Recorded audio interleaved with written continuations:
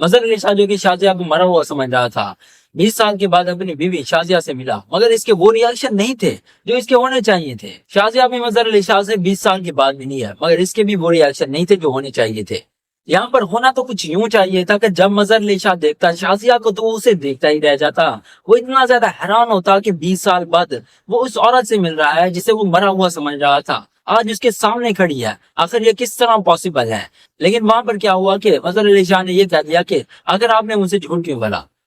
इस बात को इग्नोर करते हैं, बढ़ते हैं आगे वाले स्टोरी की जानिब। आने वाले एपिसोड में क्या होने वाला है, मजहर अली शाह और शाजिया की सुलह किस तरह हो, और साथ ही साथ जब शाजिया फूफो के सामने आएगी तो फूफो के क्या रिएक्शन होंगे, और साथ ही साथ फरहत जो कि हॉस्पिटल में पड़ी हुई है, जब शाजिया इसके सामने आएगी तो इसके क्या रिएक्शन होंगे, शाजिया क्या करने वाली है फूफो के साथ, आने वाले एपिसोड में क्या होने वाला है, सारी डिटेल आज की वीडियो में हम जानते हैं। तो बगैर टाइम जाए के बढ़ते हैं अपनी वीडियो की जानिब। मजहर अली शाह और शाजिया के दिल में जो कंफ्यूजन थी, उनके दिल में जो सवालात थे, अब वो एक दूसरे से पूछेगा मजहर अली शाह शाजिया से कि आखिर वो उसे छोड़कर क्यों गई, जब वो उसके लिए, उसकी मोहब्बत के लिए सब कुछ छोड़कर आई थी, अपने वालिद को छोड़कर आई थी, सबको धोखा देकर आई थी, वो इसे और इसकी बेटी को यहाँ पर छोड़कर भाग क्यों गए। और शाजिया मजहर अली शाह से ये सवाल करती है कि आखिर आपने अपनी बेटी के साथ जुल्म किस तरह होने दिया, आपने कासिम की मौत का बदला मेरी बेटी से लिया, आखिर आपने उस पर इतने जुल्म क्यों किए। मगर इसके बाद मजहर अली शाह शाजिया को सब कुछ बताता है और उसे सॉरी भी करता है, कहता है कि मैं वो बदनसीब बाप हूँ जिसके साथ उसकी बेटी थी भी, मगर फिर भी वो उसकी कदर न कर पाया। अब यहाँ पर बाकी सारी कंफ्यूजन तो दूर हो जाती हैं, सब कुछ मालूम हो जाता है इन दोनों को, मगर एक कंफ्यूजन अभी भी बाकी है कि आखिर सारा की मौत का झूठ आखिर फूफो ने क्यों बोला, क्यों इस घटिया औरत ने इनको ये बताया कि सारा मर चुकी है, और साथ ही साथ शाजिया को इस घर से भागने पर आखिर इसने क्यों मजबूर किया। इसके बाद हम लोग देखने वाले हैं शाजिया, सारा, जारा, आदिल और मजहर अली शाह ये सब पहुंचते हैं हॉस्पिटल फरहत के पास। फरहत के पास जाते हैं। फरहत के पास पहुंचने के बाद वहां पर जब आदिल उसके साथ हॉस्पिटल पहुंचने के बाद जब फूफो के सामने आती है सारा, तो फूफो कहती है कि तुम इसे यहाँ पर क्यों लाए हो, इसे यहाँ पर लाने की क्या जरूरत थी। फरहत जैसी घटिया औरत जो इज्जत डिजर्व करती है ना, ये काश इसे मिले तो फिर ये सीन देखने का मजा ही आ जाएगा। लेकिन ऐसा ना हो कि पिछले सीन की तरह ये भी खुश हो जाए। हमने क्या सोच रखा था कि पिछला सीन कितना ज्यादा इंटरेस्टिंग होगा जब मजहर अली शाह और शाजिया एक दूसरे के आमने सामने होंगे, दोनों एक दूसरे को देखते ही रह जाएंगे, सब इतने ज्यादा हैरान होंगे, मगर ऐसा कुछ भी देखने को नहीं मिला।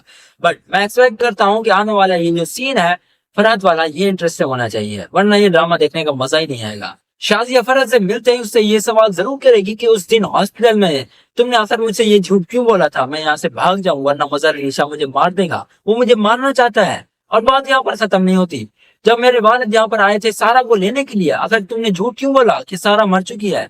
फरहत तो पहले ही शाजिया को देखने के बाद इतने ज्यादा हैरान होती है, मगर उसके ये सारे सवाल सुनने के बाद तो वो दंग ही रह जाती है कि ये सब कुछ क्या हो रहा है और अब इसे क्या करना चाहिए। इसकी तो सारी असलियत सबके सामने आ रही है, अब इसका भांडा फूट रहा है।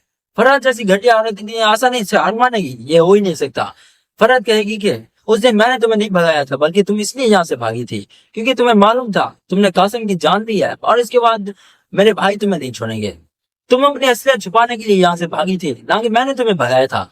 और रही बात सारा की, वो इसलिए मैंने झूठ बोला था क्योंकि मैं नहीं चाहती थी कि सारा तुम्हारे पास आए। अगर तुम जारा की तरह सारा को भी अपने साथ ले जाती तो भाई का सहारा कौन बनती।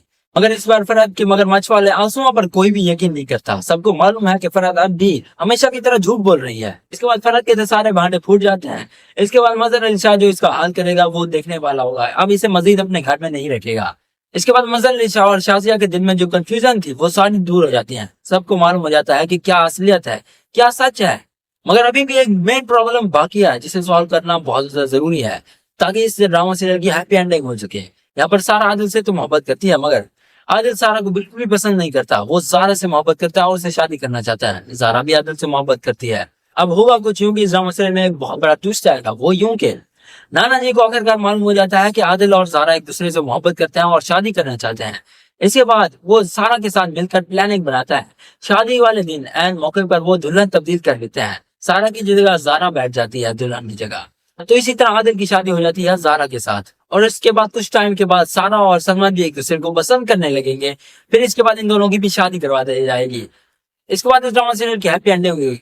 अगर वीडियो पसंद आई तो लाइक करें और हमारे चैनल को सब्सक्राइब करें और पास वाले बेल के आइकन पर जरूर क्लिक करें। अल्लाह हाफिज़।